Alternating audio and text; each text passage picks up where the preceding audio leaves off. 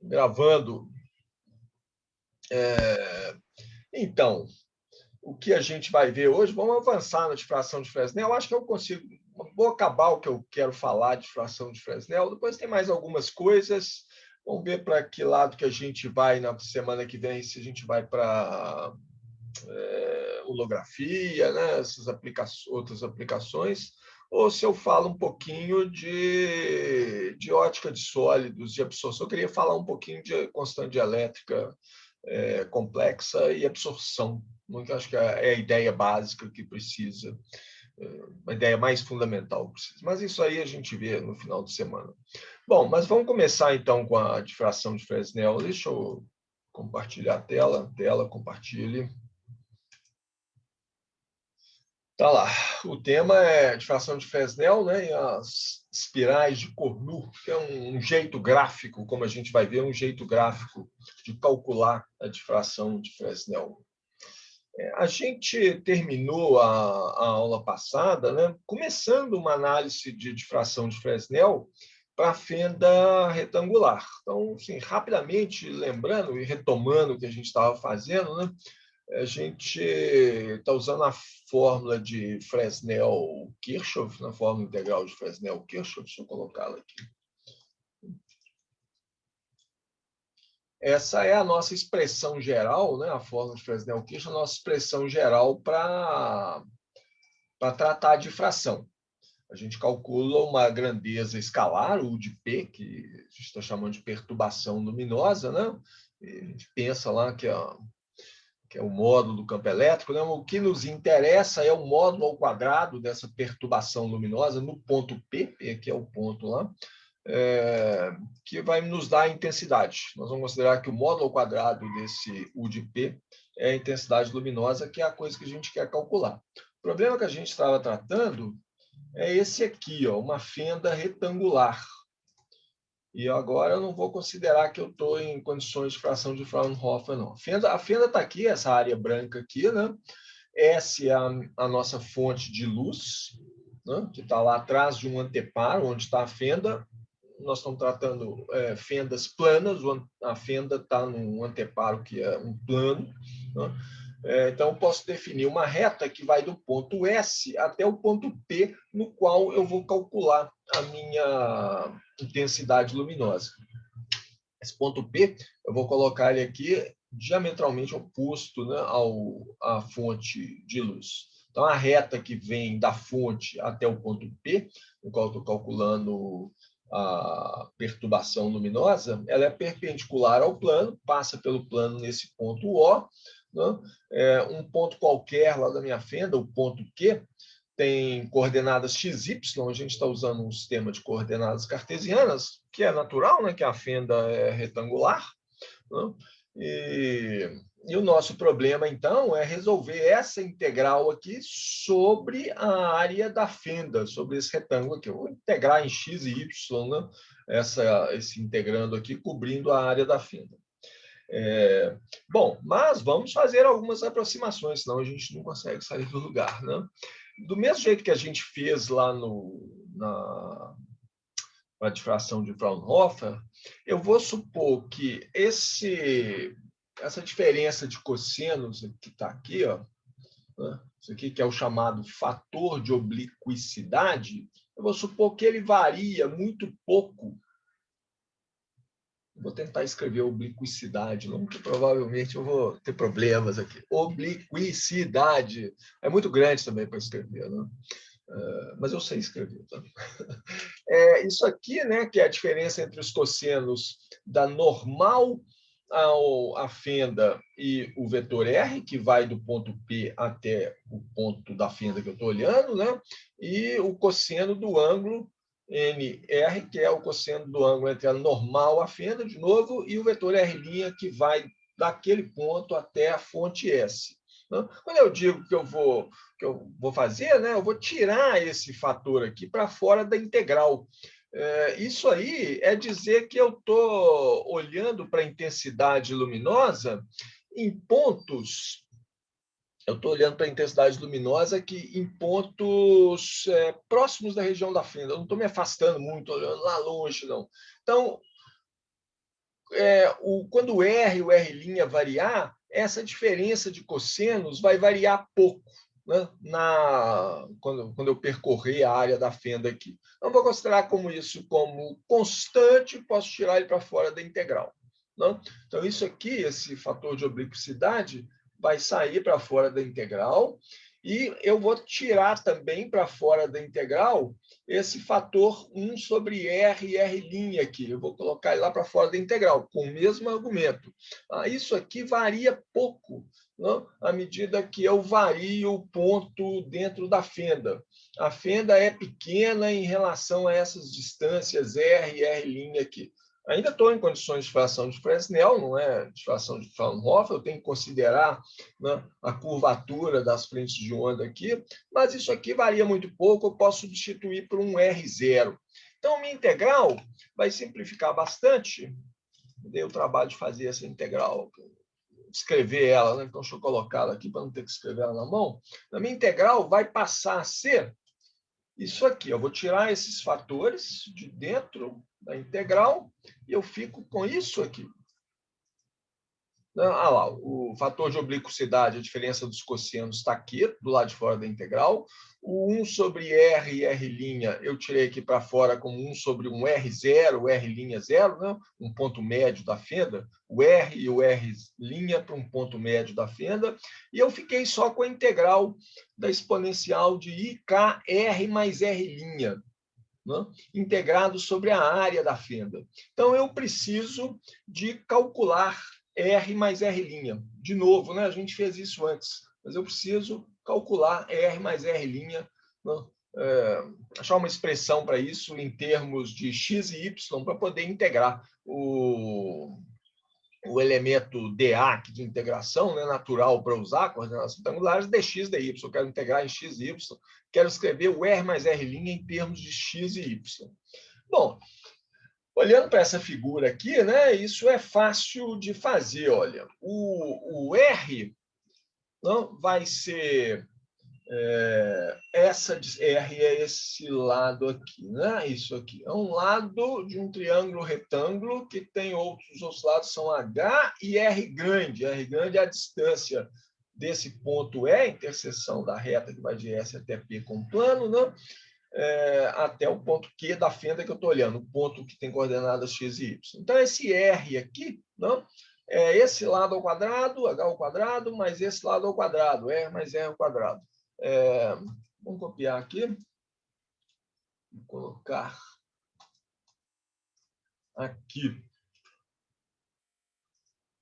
Aqui já está somado, né? O R mais o R'. O R é esse primeiro termo aqui, ó. H ao quadrado, que esse lado aqui é o quadrado, mais esse lado aqui do triângulo, né? R grande ao quadrado, raiz quadrada disso me dá a distância R. E o equivalente, exatamente a mesma coisa, equivalente, eu tenho aqui o R', né? A única diferença é que a distância H', em geral, é diferente de H. Bom, aí eu posso fazer a mesma coisa que a gente fez antes, né? Vou fazer aqui para lembrar, assim, isso aqui. Eu vou colocar o H em evidência e tiro ele para fora da raiz. Aqui dentro fica 1 mais R, né, sobre H, os dois ao quadrado, raiz quadrada disso tudo, mais... tiro a galinha para fora da raiz também, a galinha, o H' ao quadrado, né? Raiz quadrada dá o H', e aqui fica 1 mais R ao quadrado sobre H' ao quadrado, raiz quadrada disso tudo.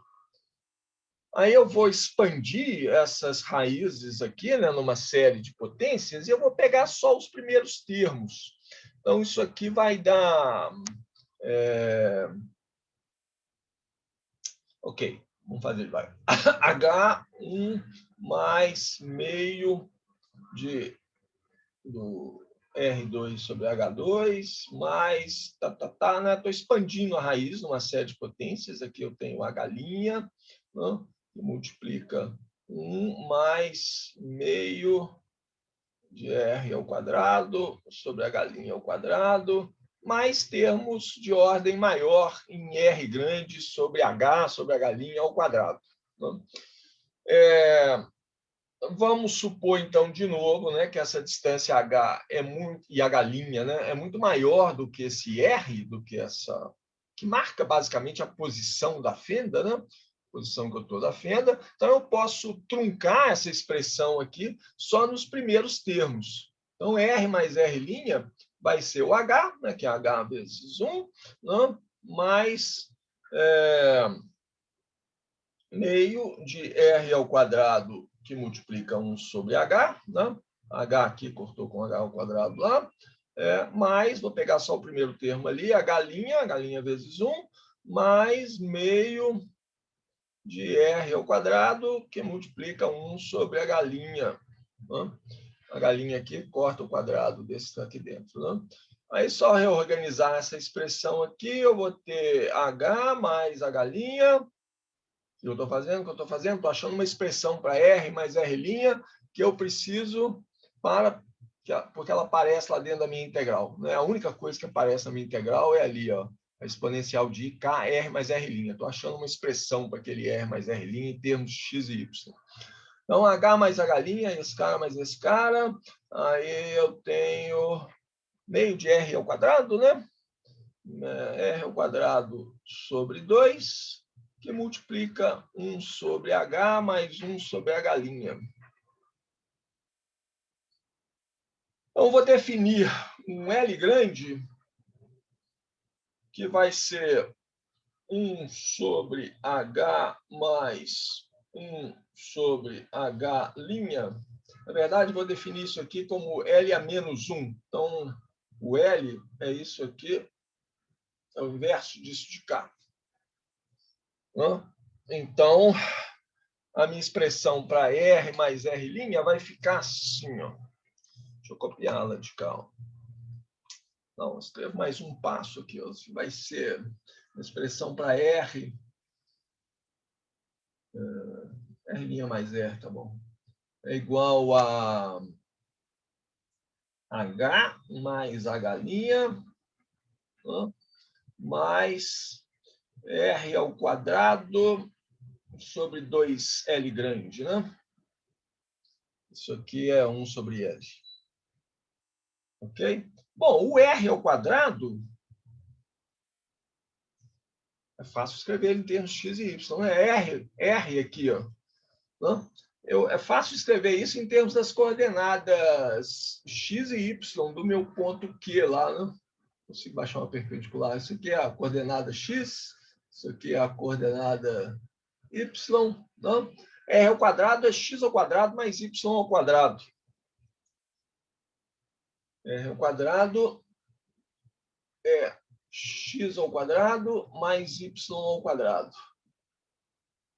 Então, finalmente, eu tenho uma expressão para R mais R' em termos de x e y. Como é a nossa expressão final, vou colocar ela na forma bonitinha. Assim, ó. R mais R' é H mais H' mais 1 sobre 2L, que é esse termo aqui, né, vezes o R ao quadrado, que é o x2 mais y2. Tá? Então, eu posso voltar lá na minha integral. Na integral que eu tenho que resolver, isso é isso de cá. Tá?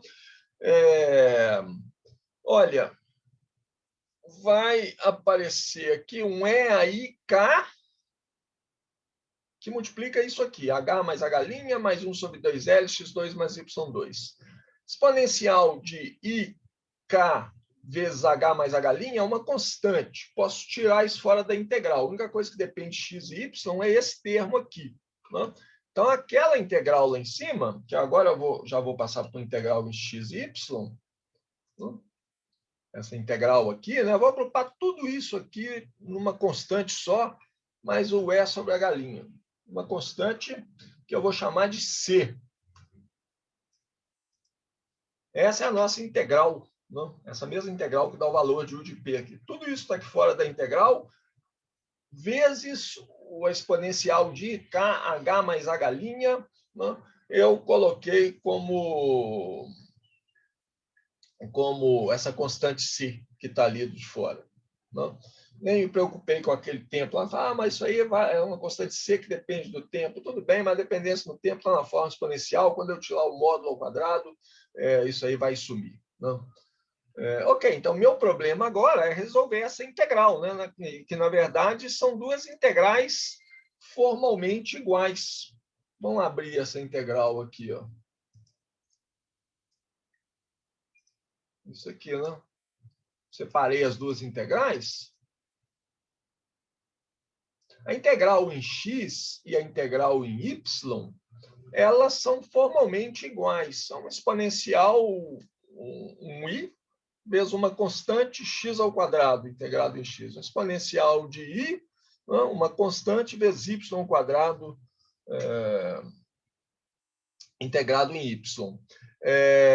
Os limites de integração, x1 e x2, né, y1 e y2, são os limites da fenda. Né? Então, marcam os pontos onde está a fenda. Quando a gente resolver essa integral aí a gente vai aplicar pelo menos dois casos especiais. Né?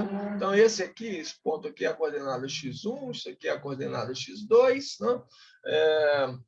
Y2 está aqui, né? E y1 é esse ponto. É isso mesmo? Não, desculpe. Isso aqui é o ponto de coordenadas x1 e y1. Né? E esse aqui é o ponto de coordenadas x2, esse ponto aqui, né? x2 e y2. São os dois limites lá da... Eu vou integrar, né, nessa direção e nessa direção, cobrindo a fenda toda. x1, y1, x2, y2. Ok. Então, meu problema é resolver essa, vou chamar de essa integral aí, né? Para resolver isso, primeiro vou fazer mudanças de variáveis. Agora vem só matemática aqui durante um bom tempo. Primeira coisa é fazer uma mudança de variável.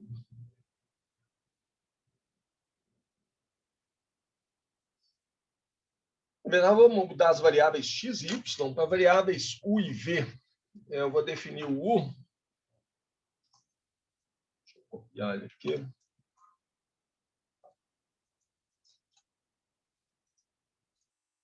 Eu vou mudar x para essa variável u, que é isso aqui. E o y, eu vou escrever em torno de v.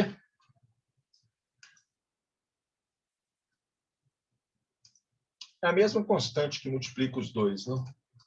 K sobre πL. Só para simplificar essa forma da integral que está aqui. Está escrito aí em termos de K, né? Eu posso colocar isso em termos de comprimento de onda. O K é 2π sobre L. Então, se quiser escrever isso em termos de comprimento de onda, a variável U está escrito assim. A única coisa que eu fiz aqui é mudar o K por 2π sobre lambda. Então, π corta com π, fica 2 sobre lambda aqui. E a mesma coisa, né? Exatamente a mesma coisa para outra variável. Em termos de comprimento de onda, o V fica assim. Lembrando que o L grande é aquela... Né? É isso aqui, né? 1 sobre H mais 1 sobre H' é o L grande a menos 1. Muito bem. Então, a minha integral, estou querendo resolver, cadê a integral que eu quero resolver? Quero resolver isso aqui, né? Esticar esse produto de duas integrais formalmente iguais. Fazendo essa mudança de variáveis, eu preciso para aqui o do du, mas isso é tranquilo, né? Só para deixar mais claro, du vai ser igual a dx vezes essa constante, né? Raiz de π. Du vai ser essa dx vezes raiz de k sobre... Ele escreveu dx, né? Ok, tanto faz. Eu escrevo outro sobre πl, né? E aqui embaixo vou escrever o dy. Daqui eu tiro o dx.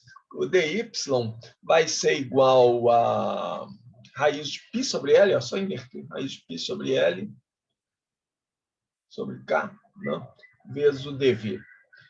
Para poder mudar, né? Poder mudar as integrais em x e y para integrais em u e v.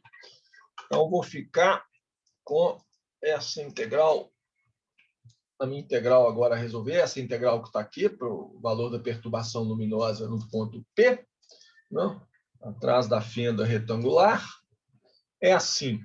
A constante ali na frente da integral mudou, né? Em vez de CC, agora eu chamei isso aqui de 1, U1. Né? É porque eu passei esse πl sobre K que aparece aqui, eu passei ele lá para fora. Ele vai aparecer duas vezes, essa raiz de πl sobre K. Ele aparece na integral em x e aparece na integral em y, aparece o mesmo termo, raiz de πl sobre K, quando eu substituo dy e dx, né, por du e dv. Então, esse U1 que está aqui é a constante C que eu tinha antes, vezes πl sobre K.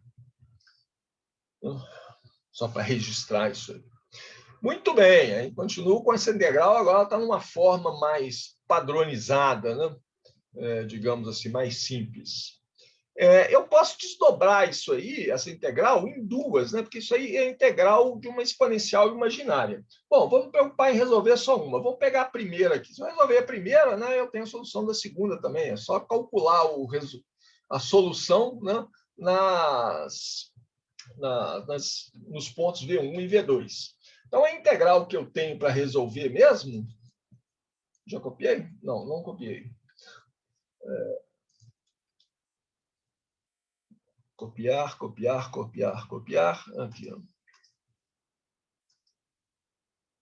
Eu já escrevi essa integral antes, está trabalho, então vou aproveitar o que eu escrevi. Está aqui, ó.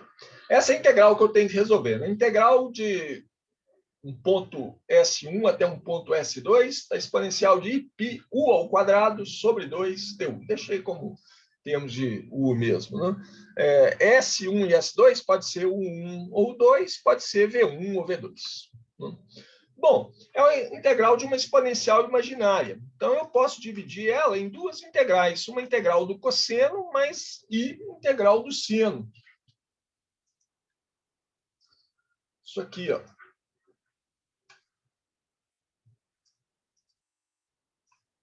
Em duas integrais para resolver. Essas integrais aí que parecem assim facinhas de fazer, você olha assim, dá para fazer isso aí, mas não é assim. Dá para fazer numericamente. Não? Na verdade, ela é resolvida em termos da seguinte integral. Eu vou, em vez de pegar a integral de S1 até S2, eu vou pegar uma integral de 0 até S2, ou de 0 até um S qualquer. Eu vou escrever ela desse jeito, ó, escrevendo do jeito tradicional. Se eu tiver a solução dessa integral de 0 até S, dessa função aqui, eu tenho a integral de S1 até S2. Né? Esse CS aí, eu estou escrevendo a mesma coisa que eu escrevi antes. CS, por definição, vou colocar, é a integral do cosseno de 0 até S. C de S é a integral do cosseno de 0 até S. Né? Essa primeira parte aqui. E o SS, né, todo mundo já sabe, é a integral do seno.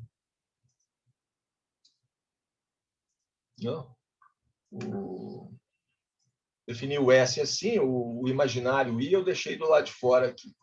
Isso é S. Então, vocês já vão ver as razões de dar esses nomes aqui.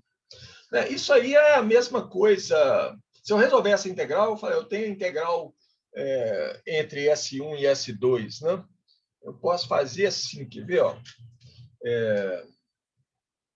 Não sei se isso é inteiramente óbvio para vocês, mas o professor tem que sempre supor que não é inteiramente óbvio. A integral de uma função qualquer, f de w dw, entre os limites S1 e S2, eu posso escrever ela como sendo a integral de S1 até 0, né, dessa função fw dw, mais a integral de 0 até S2 dessa função fw dw. Bom, que a integral não depende do caminho, só dos pontos. Né? Isso aqui é a mesma coisa que a integral de 0 até S2 de fw dw, menos a integral, vou inverter esses limites aqui, a integral de 0 até S1 de fw dw. Então, se eu tiver o valor dessa integral, né, integral de 0 até um S qualquer, se eu tiver essa aqui, né? Ah, peraí, aqui faltou o S1 aqui, né? Então, se eu tiver o valor dessa integral de... Vou colocar em vermelho. Se eu tiver o valor da integral de 0 até S, um S qualquer, da função FWDW, eu sei calcular tanto esse termo quanto esse termo, é só fazer um menos outro, né? Para S2, calculo isso aqui, né? Isso aqui é o valor da integral. Vou chamar de I de integral I de S, né? Então, isso aqui é o I de S2, né? Eu tenho a função I de S, eu resolvi a integral, isso aqui é o I de S1, né? Basta resolver essa integral aqui. Não, essa é a integral que eu tenho que resolver. Não? Ou seja, tem que resolver essas duas integrais, a do cosseno e a do seno. Essas integrais são as chamadas integrais de Fresnel. Integral que tem nome, a gente logo suspeita que não deve ser fácil de resolver, né? Integrais de Fresnel. Mas a gente sabe também que se ela tem um nome é porque alguém já resolveu. Provavelmente o cara que dá o nome é ela, né? Integrais Fresnel. A gente encontra tabelas dessas integrais por aí, né? No livro tem uma, no livro do Faules tem uma tabela. Vou copiar aqui só para ver a cara dessas coisas aqui. Ou o Wolfram te dá isso aí, né? Sem grandes problemas. No livro vocês encontram essa tabela aqui. Pequenininha. É a tal função I de S que eu chamei aqui, né? São essas duas aqui, é o C de S e o S de S. Né? Esse é o C de S, S de S. S é o limite de integração, a integral vai de 0 até esse limite S. Né? Então, aqui está o S, 0.0, 0.2, blá, blá, blá. Né? O valor da integral do cosseno, o valor da integral do seno. Né? Essas integrais oscilam, então o 0 começa a crescer, vai até esse valor aqui, 0.715, aí ela começa a diminuir de novo, diminui, depois ela cresce de novo. A mesma coisa acontece com isso aqui. É de se esperar, né? Funções seno e cosseno são funções que oscilam. Né? É usual fazer um gráfico, né? Um gráfico de uma dessas integrais em função da outra, para diferentes valores de S. Tá? Ou seja, eu vou fazer um gráfico.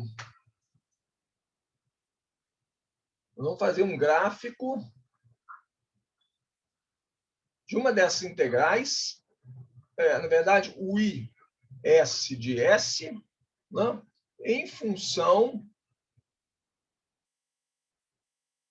da integral do cosseno, o C de S. Então, eu vou, para cada valor de S, eu calculo o valor da função SS, né, calculo o valor da função C de S, isso define um ponto no gráfico. Né? No gráfico, eu descobri hoje, só frescura, tá, gente? Eu descobri hoje que tem isso aqui, ó, tem essa função aqui, eu posso usar essa função para desenhar um gráfico, olha assim. Super legal, né? Desenho duas retas assim. Ó. Eu vou fazer um gráfico que eu vou colocar nesse eixo aqui, o IS de S e aqui o C de S. Para cada ponto S, eu calculo o valor de C de S e de S de S, isso define um ponto aqui, eu marco ele lá. Né? E vou assim por diante. Ok, sem mais enrolação, deixa eu mostrar para vocês a cara desse gráfico.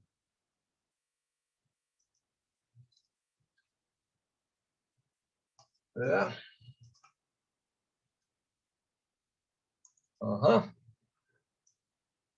Vocês já sabem o nome disso aqui, né? Isso é uma espiral. Eu anunciei que a aula ia falar sobre as espirais de Cournot. Isso aí é uma espiral de Cournot. Então, a gente tem que entender isso aqui. A solução do nosso problema, o resultado para perturbação luminosa no ponto P está escondido aqui nesse gráfico. Isso é espiral de Cornu. O Cornu é o francês que propôs esse tipo de arranjo, né, para colocar a solução. A solução está aí já. Se eu estou fazendo esse gráfico, é porque eu tenho os valores das duas integrais. Elas ficaram lá em cima, eu vou colocar elas aqui de novo. O S de S, que é o que está no eixo vertical, é a integral do seno, isso aqui. Não? Aqui eu estou chamando de W a variável de integração, tanto faz, né? O importante é o limite ali. E o C de S é a integral similar do cosseno. Essa integral aqui. Para cada valor de S, eu calculo o valor dessas duas funções, ou seja, resolvo a integral, né? E marco o ponto aqui na tela, no gráfico, né?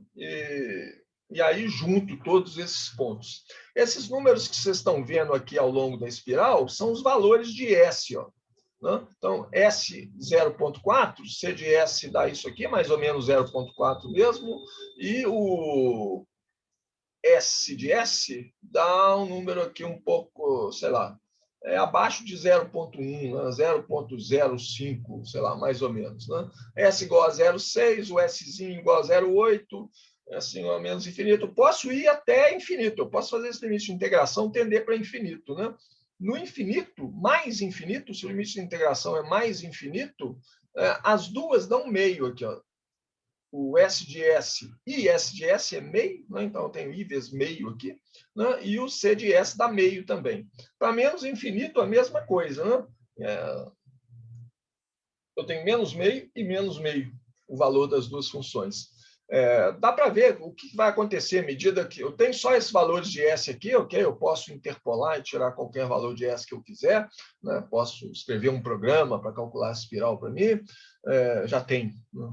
Já tem prontos por aí. Mas vocês veem que se eu prosseguir com os valores de S aqui até infinito, isso aqui vai fazendo uma espiral, vai fechando cada vez mais até bater nesse ponto aqui. Mesma coisa do outro lado. Ok, para que serve essa integral aqui? O que é que a gente estava querendo resolver mesmo? Nós querendo achar a perturbação U de P, e ela é dada em termos de um produto de duas integrais desse tipo aqui, né? Duas integrais, uma exponencial imaginária, que a gente dividiu, né, numa integral do cosseno, numa integral do seno, que é assim. Então, a gente copia e cola aqui, né? A integral do cosseno, a integral do seno, que são aquelas funções lá, né? Bom, deixa eu pegar os limites de integração. Essas integrais aqui estão do jeito que está. Essa era a integral que a gente estava resolvendo, né? Exponencial imaginária de π, u ao quadrado sobre 2, né? du, integrado de S1 a S2. Né? Onde é que estava isso? Onde é que estava isso? Cadê a nossa integral? Está aqui, né? Não, é essa de cá, ó. Esse aqui. Deixa eu marcar ela, senão a gente perde ela aqui. São duas integrais formalmente iguais, né? Uma vai de U, a integral em U, né, que está relacionado com X, vai de U1 a U2. Né? U1 determina X1, que é um dos limites, um dos pontos do limite da fenda, o 2 determina o X2, que é a coordenada X do outro limite da fenda retangular. Similar para V1 e V2, né, que determinam os limites Y1 e Y2 da nossa fenda. Nós estamos resolvendo essas duas integrais. Se eu achar essas integrais, eu acho o valor da perturbação luminosa. Aí as integrais são formalmente iguais, né? São integrais desse tipo aqui eu abri as duas integrais. Não? Isso aqui ainda estou na mesma, né? Isso aqui é uma dessas duas integrais, né? Que em termos das funções, as funções C de S e de S são integrais de 0 até um S qualquer, né? Até S2 ou S1. Então, deixa eu transformar isso aqui, né? Integrais de 0 até qualquer coisa, fica assim, do jeito que a gente fez antes. Ó. É isso mesmo? Não copiei a mesma coisa. Né? É essa aqui que eu quero copiar.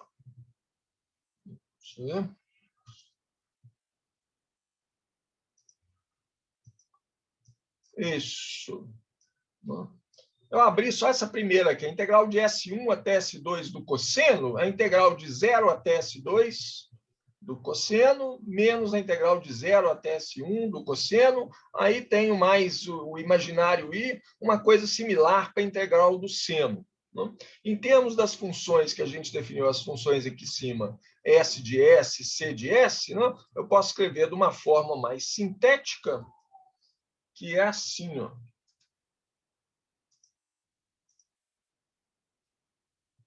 Isso, né?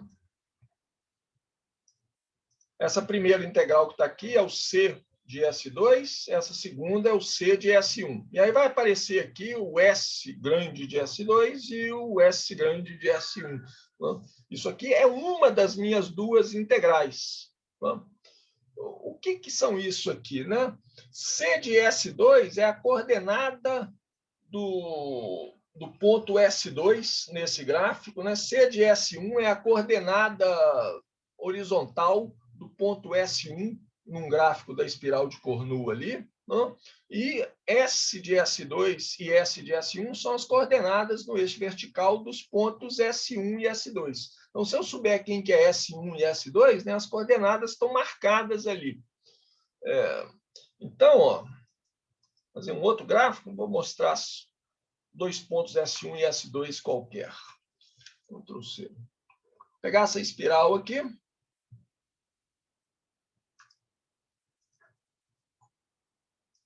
Colá-la aqui. Deixa. Eu escolhi dois pontos S1 e S2 ali, né? O ponto S1 está aqui. Não, o ponto S1 está aqui. Ele tem coordenada C de S1, não? E S de S1, que está aqui, e mesma coisa para o ponto S2. Essa reta que vai de S1 até S2, essa reta, o comprimento dela ao quadrado é isso de cá. Né?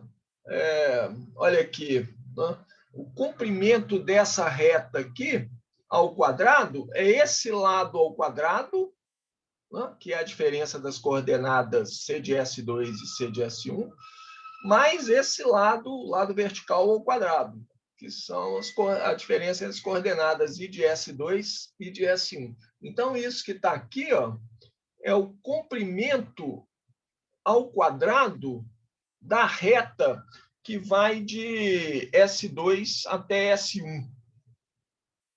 Não é isso? Eu indico isso assim, ó. Vou colocar assim, de S2 a... Isso aqui é o comprimento da reta de S2 até S1 ao quadrado. Então, isso é um jeito gráfico de resolver essa integral. Se eu tenho um gráfico dessa espiral de Cournot, aí eu olho quais são os meus limites de integração, S1 e S2. E aí eu tenho a solução dessa integral aqui, ó, que é uma das minhas duas integrais, né? Tem a solução dessa integral aqui, eu tiro graficamente. Eu vou lá com uma régua e meço o comprimento dessa reta aqui, na espiral de Cournot.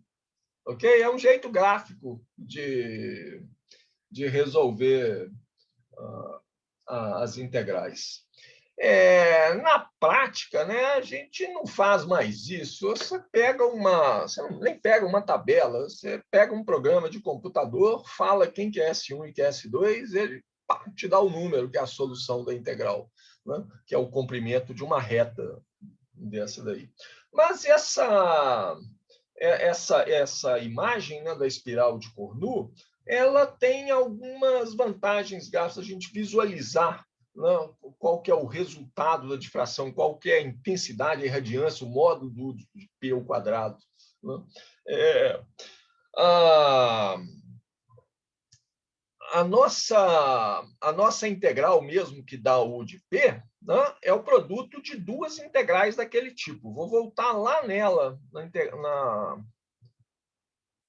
na original, na integral original que a gente quer resolver, que é isso aqui, ó. Isto aqui. Né? Essa é a integral que a gente estava resolvendo para U de P. É onde x1 e x2, a gente começou lá atrás. Né? Então, em termos dessas funções CS e S de S que a gente definiu aqui, eu posso colocar o valor da função U de P, esse mesmo resultado que está aqui, assim, ó. Tá? É o valor da primeira integral, né, calculado de 1 até o 2. Lembra, o 1 e o 2 são determinados por quem quer x1 e x2. E as duas funções calculadas de V1, as mesmas duas funções, né, C de V e S de V, calculado de V1 até V2. V1 até V2 são y1 e y2 multiplicados por uma constante. A constante aqui na frente, ela mudou, essa constante que aparece aqui na frente, para fazer uma redefinição. Bom, é só trabalhar com as constantes ali. Eu tenho em vez de escrever C, escrever o zero sobre 1 mais i ao quadrado, porque isso facilita a interpretação do que a gente vai ver agora em seguinte. É só redefinir a constante, não tem nenhum segredo, não. Bom, uma vez que a gente tem essa expressão aí agora, a gente pode aplicar em pelo menos dois casos. Vamos fazer dois casos, né? Dois casos especiais. Então, o primeiro caso, agora vamos fazer física mesmo, vamos ver o que acontece na prática. Espiral de Cournot, acho que a maior vantagem dela, na minha opinião, é impressionar os calouros. Você fica batendo papo, você fala, não, você calculou a espiral de Cournot para uma fenda retangular? Nossa, um dia eu saberei, o calouro pensa, um dia eu saberei o que é espiral de Cournot. Bom, primeiro caso, uma difração, não? Nas condições de fração de Fresnel, vou usar esse resultado aqui, não? E usar esse resultado aqui. Mas eu vou pegar uma difração, uma fenda longa, muito longa. Os limites da fenda, não, vou pegar na direção x, limite na fenda na direção x, é uma fenda retangular, mas para fazer ela muito longa, eu vou fazer uma fenda estreita, de largura y2 menos y1, mas vou fazer x2 tender para infinito, x1 tende para menos infinito. Não? Vamos olhar a figura lá em cima de novo, da fenda retangular. Não quero repetir ela aqui, não. Né?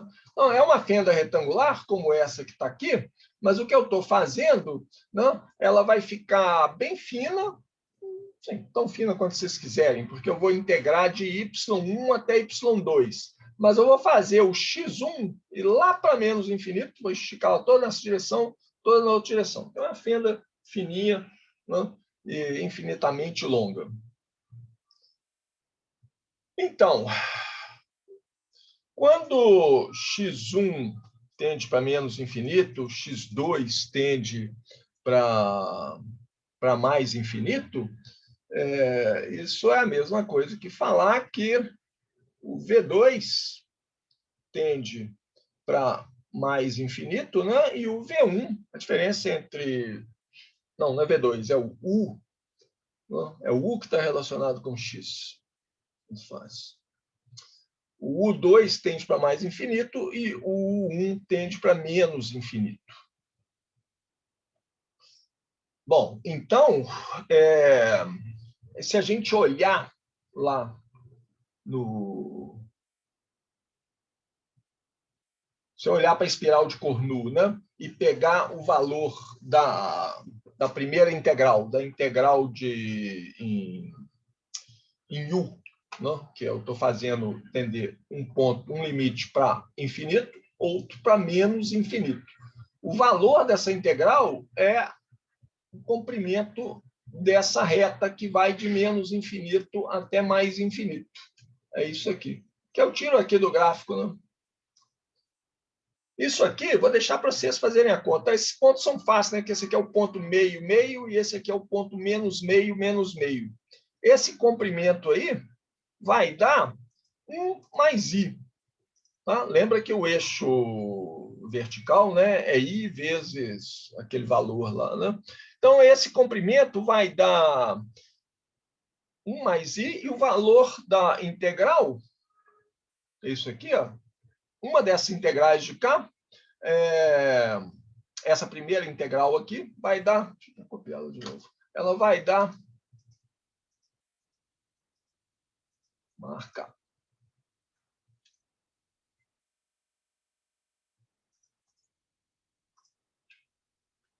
Estou copiando ela de novo, porque eu quero marcar aqui nela, sem estragar lá de cima. Né? Essa integral aqui, ela dá 1 mais I, né? Quando o 2 tende para mais infinito e o 1 tende para menos infinito. Então, o que eu vou ter para essa integral vai ser... Daí a vantagem de mudar aquelas constantes, né, para ser o 0, 1 mais i ao quadrado. Essa integral aqui, para esse caso, vai ficar o 0, para a fenda longa, né? O 0, 1 mais i só, sem o i ao quadrado, vezes o c, o segundo termo, c de v mais is de v, calculados de V1 até V2. Quer dizer, o resultado depende, naturalmente, né, da largura da fenda. É claro que isso vale para a fenda na horizontal, como eu fiz aqui, né? Eu fiz a direção horizontal tender para menos e mais infinito, mas é a mesma coisa, né? Se a fenda for vertical. É só trocar o nome x por y. Não? V1 e V2 aqui são as extremidades da fenda. V2 menos V1 me dá a largura da fenda. O que mais que eu posso falar sobre isso aqui? Bom, aí você pega esses números aqui, né? Você, dependendo de V1 e V2, pega os valores de C de V e S de V, né? Que você pode tirar aqui do gráfico, você pode tirar da tabela, você tem o valor da intensidade luminosa, né, no ponto P. Ok, vamos fazer um outro caso que tem um pouco mais de interesse aqui, que é uma difração numa borda.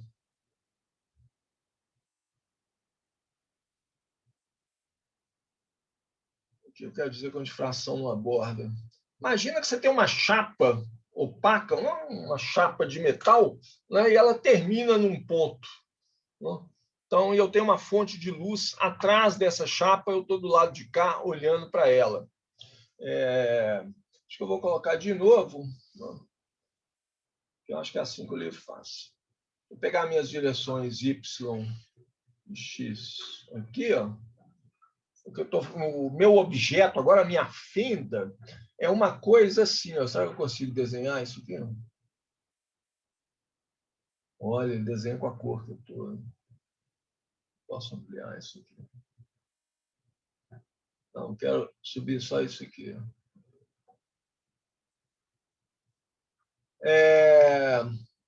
Isso aqui se estende até infinito. Não gostei disso, não, porque eu não queria colocar limite aqui em cima. Se eu tivesse uma caneta branca, eu apagava aquilo ali, né? Mas eu não tenho uma caneta branca em algum lugar aqui. No PowerPoint eu sei mudar a cor da caneta, mas aqui eu não sei, não. Então não vou desenhar isso assim, não. Vou desenhar isso na mão mesmo. Vou selecionar esse cara aqui. Vou apagar isso aqui. O que eu tenho é uma coisa assim, ó. Vamos pegar uma caneta mais espessa. Eu tenho uma pronta aqui para mim. Eu vou fazer assim. Eu tenho uma borda aqui.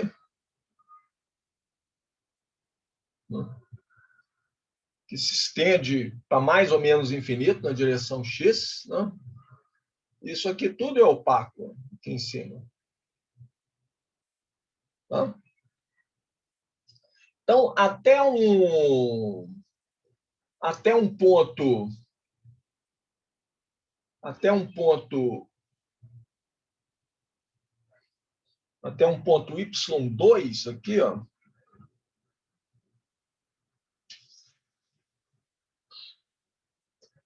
De um ponto y2 para baixo, para cima, é tudo opaco. Para baixo, não tem nada.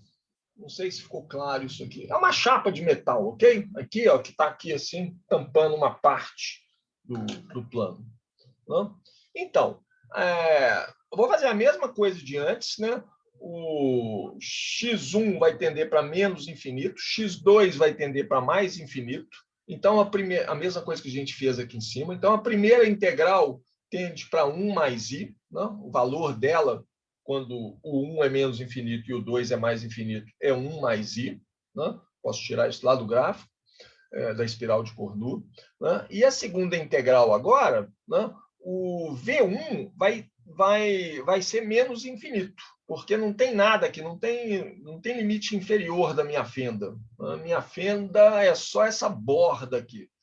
Para cima é opaco, para baixo é transparente. Então, eu só tenho o limite V2. Essa integral, então, vai ficar... Vou copiar aqui. Vai ficar assim.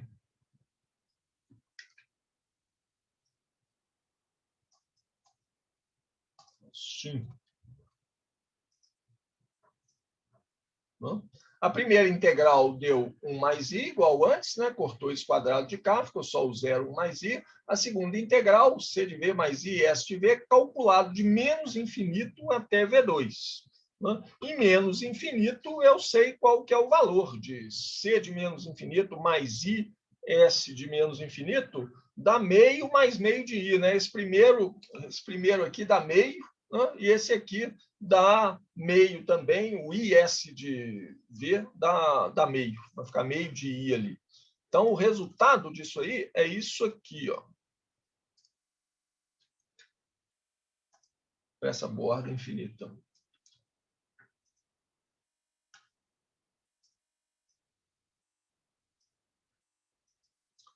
Dependo ainda de onde que está a borda superior da fenda. Depende do V2. Né? Eu tenho C de V2 mais IS de V2, né? Limite superior, menos o resultado do limite inferior, que deu isso aqui, mais meio de i. É menos infinito, né? Era menos meio de i, então menos com menos deu mais aqui. Ok, isso depende apenas de V2, que determina, na verdade, que determina onde está a beirada da sua fenda. Né? Então, vamos imaginar aqui agora que o seu ponto P, lembra que essas coordenadas todas dependem de onde está o meu ponto P. Né? Eu tenho que voltar lá na figura para ver isso aqui. Vou voltar na figura para isso ficar claro. Meu ponto P está aqui. Tá? Se o ponto P, no qual eu estou querendo ver a intensidade de luz, né? Querendo calcular a intensidade luminosa, está aqui bem abaixo, bem na linha da beirada da fenda, né? Então o meu ponto P está na posição y1 igual a 0. Está na posição aqui de cima. Isso aqui não está uma boa figura para ver, mas acho que dá para vocês verem o que é. Né? O ponto P determina o valor dessas coordenadas y1, y2. Que o ponto P determina quem que é o ponto zero, a partir do qual eu meço x e y. Né? Então, se eu coloco o meu ponto P nessa extremidade aqui, o y2 é zero. Só que a minha fenda agora não é essa fenda retangular, né? Acima do ponto P, acima dessa beirada, está tampado e para baixo está destampado. Não sei se eu fui claro. Não? Então, se eu colocar o ponto P na borda da fenda, se eu colocar o ponto... dá para a gente ver nessa figura aqui. Ó. Se eu colocar o ponto P Não? Eu estou vendo de frente a fenda aqui. Não? Minha fonte de luz está lá atrás. E eu vou colocar o ponto P, ele está em... Não importa a posição de X, mas ele está na frente disso aqui. Ó. Ele não está ali na bomba. Esse aqui é o ponto P, mas ele está aqui para frente. Tá? Está na minha direção aqui, que estou olhando para a tela. Ele está aqui, bem na linha, se eu traçar uma linha reta dela, do ponto P, uma linha perpendicular a esse plano, onde está o meu obstáculo, essa minha chapa de metal, ele vai passar na bordinha da chapa de metal. Se é assim, né? Vou falar assim, se o ponto P está na borda da sombra, vou definir isso como sombra, né? Sombra é a região para Y2, para Y maior que Y2. Ok, então, se o ponto P tem coordenada Y2, isso é um jeito... que não é bem isso, eu não queria falar isso, porque não é bem isso, né? Porque eu coloco o ponto P, eu defino onde que é a coordenada Y2, mas tudo bem. Se o ponto P tem a coordenada Y2, se ele está na beirada da fenda, nessa figura, né? Na verdade, eu vou mudar a minha definição de origem, isso corresponde a fazer o V2 igual a zero. Tá? O que eu estou fazendo? Assim, eu quero saber o que acontece, qual que é a intensidade luminosa do lado de cá dessa chapa metálica. Não? Então, o que eu vou fazer é mover o ponto P, no qual eu estou observando. Deixo a chapa lá parada, né, e movo o ponto P. Então, primeiro, eu estou colocando ele aqui na borda da chapa. Eu estou olhando aqui, a chapa está na minha frente, vocês estão me vendo ali, né? Eu estou olhando aqui, ó, na borda da chapa, né? O que é o que eu vejo? Isso é fazer V2 igual a zero aqui. Então, aí eu sei calcular. Eu sei quanto que é o C de zero e o IS de zero. Ok? Isso vai dar... Eu posso colocar o gráfico de novo. E vou fazer isso para ver para várias posições do ponto P, tá? Aí eu vou lá na integral e tiro desculpa, eu vou na espiral de Cournot e de lá eu tiro o valor de C de zero e S de zero. Vamos lá na espiral de Cournot, onde tem os números aqui, né? Quando S é igual a zero, é esse ponto aqui, ó, dá zero e zero. Né? É o ponto da origem. Quando S é igual a zero, 0,4, 0,2, o zero está aqui. Então, dá zero e zero. Vai sobrar só esse meio mais meio de I aqui. E a intensidade de luz é o módulo disso aqui ao quadrado. Ok? O que dá? Dá... Vou fazer a conta, né? V2 igual a zero, então o U de P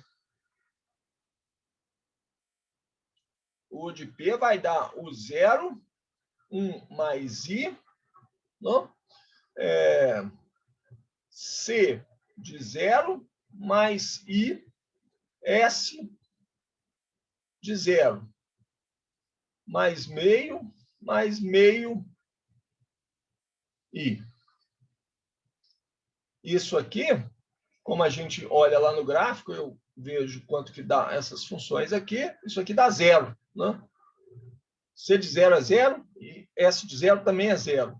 Então, isso aqui dá meio mais meio de I. O que dá meio de U0, né? Que multiplica 1 mais I sobre 1 mais I. E dá meio de U0. A intensidade luminosa, então, num ponto exatamente na borda da sombra, a irradiância, né? Que é o módulo de U de P ao quadrado, vai dar o zero ao quadrado sobre 4. É 1/4. O zero, o módulo de U0 ao quadrado é a intensidade da fonte lá. Tá? Isso aqui é I0 sobre 4. Na borda da sombra, eu tenho 1/4 da intensidade de luz. Tá?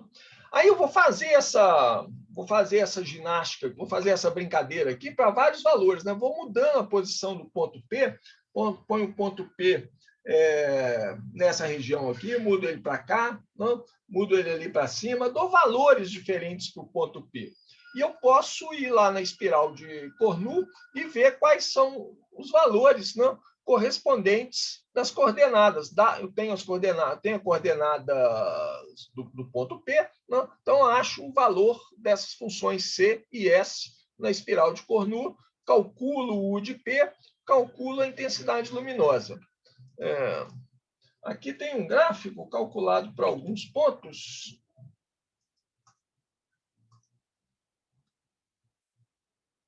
Isso aqui, ó. Isso aqui é só para mostrar a ideia do que eu estava falando, né? Para alguns pontos, então lá, assim, esses números aqui, 1, 2, 3, 4, 5, né? São pontos diferentes onde eu coloquei o meu ponto P. Tá? E aí eu calculo, já vou falar a relação desses pontos aqui, né? Aí eu calculo o U de P, né? Calculo o C daquele ponto, o S daquele ponto, usando a espiral de Cournot. Daí eu calculo a intensidade ao quadrado, que é o U de P ao quadrado, né? Não. Tem vezes que eu copio, que esse negócio não copia, você tem que clicar 2 vezes, Ctrl+C. As intensidades calculadas, módulo de U de P ao quadrado, calculado para esses pontos aqui, daqui. Isso aqui é um gráfico da intensidade I dividido pela intensidade I de zero, que é a intensidade da fonte, se não tivesse nada na frente da fonte. Tá? Na região de sombra, na região iluminada. O que é a região de sombra? A região de sombra é a região que o ponto P está aqui na frente da chapa. A região iluminada é a região que o ponto P está abaixo da borda da chapa. Né? O ponto que a gente calculou antes é o ponto exatamente na beirada. É esse ponto 3 aqui, ó, que está, né, em V igual a zero. Né? Então, em V igual a zero está lá esse ponto aqui. Né? Eu só preciso do V, né? Esse aqui é o V2, então, que é esse limite de integração aqui. Né? O outro a gente já viu, é menos infinito. O V1 é menos infinito. Né? Então, esse ponto 3 é o ponto na borda da chapa que dá 1/4. Isso aqui não parece 1/4, não. Devia ser 1/4. O ponto 4, eu já estou entrando dentro da região iluminada e os outros pontos são na região de sombra. Você vê que mesmo na região de sombra, eu tenho um pouco de intensidade de luz. Se o meu ponto P está aqui, né, atrás da chapa, se a gente usar a ótica geométrica, você fala, não chega luz nenhuma nele, porque a luz só anda em linha reta, ótica geométrica, né? Então não chega luz nenhuma aqui, né, se o ponto P está aqui na frente da chapa. Mas chega, a luz difrata nessa borda e a intensidade que chega ali é isso. Ela decai, né? Então, muito longe da borda, lá não tem luz nenhuma. Mas o mais interessante acontece aqui na região iluminada, nessa região aqui, né? Abaixo da borda da chapa. Se você imaginaria, se você for um ótico geométrico, você imaginaria que você vai receber luz direta, uma parte da luz, porque a chapa tampa parte da luz da fenda, né? Mas o que você recebe? Tem um ponto logo depois da borda, na borda mesmo, na beirada da borda, você recebe pouca luz. Aí ela vai crescendo à medida que você se afasta da borda. E ela atinge um máximo, né? Nessa distância que a gente tem que ver com o V, depende do comprimento de onda, né? O V depende do comprimento de onda da luz que você está usando. Então, deixar em termos de V mesmo. Mas tem um ponto aqui, logo abaixo da borda da chapa, em que você tem mais luz do que se não tivesse nada na frente da fonte de luz. Né? A intensidade I naquele ponto é maior do que I0. Aí ela baixa de novo, né? E eu tenho um padrão de franjas aqui. Ó, né? Escuro, claro, não é totalmente escuro, a intensidade não vai para zero, mas é mais escuro ali. Então, vem claro, forte, né? Escuro, claro, mas menos, e aí vai um padrão de franjas assim. A imagem, se você registrar isso numa chapa fotográfica, você vê essa figura Aqui, eu estou copiando do livro.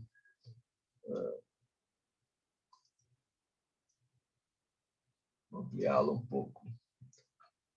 Essa aqui é essa região brilhante, né? Corresponde àquela região brilhante logo abaixo da chapa. A chapa está aqui, ó. Mais ou menos. A chapa estaria aqui, né? Essas figuras nunca são perfeitas, né? Por causa disso que quando você vê isso aqui, o gráfico reproduz melhor o que está acontecendo, mas isso aqui é uma imagem do que está acontecendo, né? Por que eu não reproduz? Porque eu tenho alguma luz aqui na região de sombra, né? Como a gente está vendo aqui pela intensidade, mas é pouca luz, não foi o suficiente para impressionar a chapa fotográfica a tal ponto que isso aqui não saturasse, né? Se eu deixar expondo mais tempo, chapa fotográfica, uma câmera CCD, isso aqui vai saturar e eu vou começar a ver um pouco de luz nessa região aqui. Mas esse tantinho de luz aqui aparece como preto nessa escala de cores que está nessa figura. Mas eu vejo, né, esse ponto brilhante, ponto 4 que está aqui, ó, que é essa região aqui, aí vem um ponto de escuro, de novo, aqui tem luz, né, nessa região aqui tem luz, mas é muito pouca luz comparado com isso, então não vejo. Aí tem mais luz, mas a intensidade vai decrescendo à medida que eu me afasto da borda da chapa e ela tende para uma constante, né? Depois, muito longe da borda da chapa, eu tenho...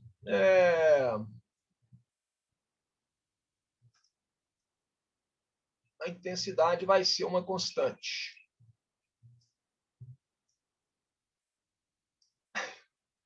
Vou mudar isso para preto? Não consigo, não.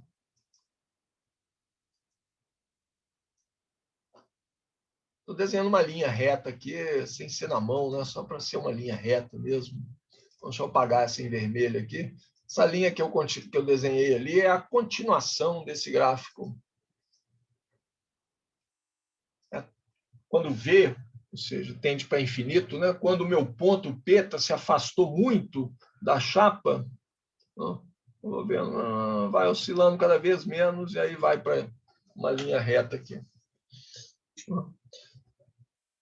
Bom, esses aí são os exemplos de fração de Fresnel. Eu queria dar. Agora, eu tenho que tomar uma decisão sobre o que a gente vê na frente, então eu vou parar por aqui. Porque hoje a gente vai para uns casos mais gerais, ou vemos a aplicação da transformada de Fourier na difração, ou vemos holografia, ou vamos para a absorção, o básico, né, de ótica de sólidos. Então, eu vou deixar isso para a próxima aula, tá? Vou parar por aqui. E a gente vai fazer os serviços que a gente está atrasado para fazer. Vocês e eu. Alguma pergunta, gente? Alguma questão? A gente, olha, assim, de fração, a gente está vendo só em linhas bem gerais, né, as ideias gerais. É um problema, como eu anunciei desde o começo, é um problema matematicamente complexo.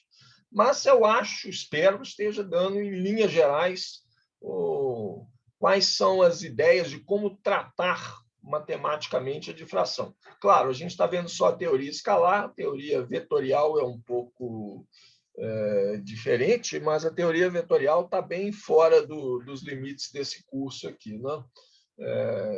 Quem quiser se divertir aí nas férias de abril, eu já dei a referência lá, o livro do Jackson, não lembro, capítulo 10 ou 12, não sei, o livro do Jackson de teoria eletromagnética, Electrodynamics, ele tem um tratamento bem razoável dessa teoria vetorial. Ok, então, alguma pergunta? Todo mundo tranquilo? Gente, então, boa tarde, bom final de tarde para vocês, né? Até na terça que vem. Até terça, professor. Tchau, tchau. Até terça. Tchau.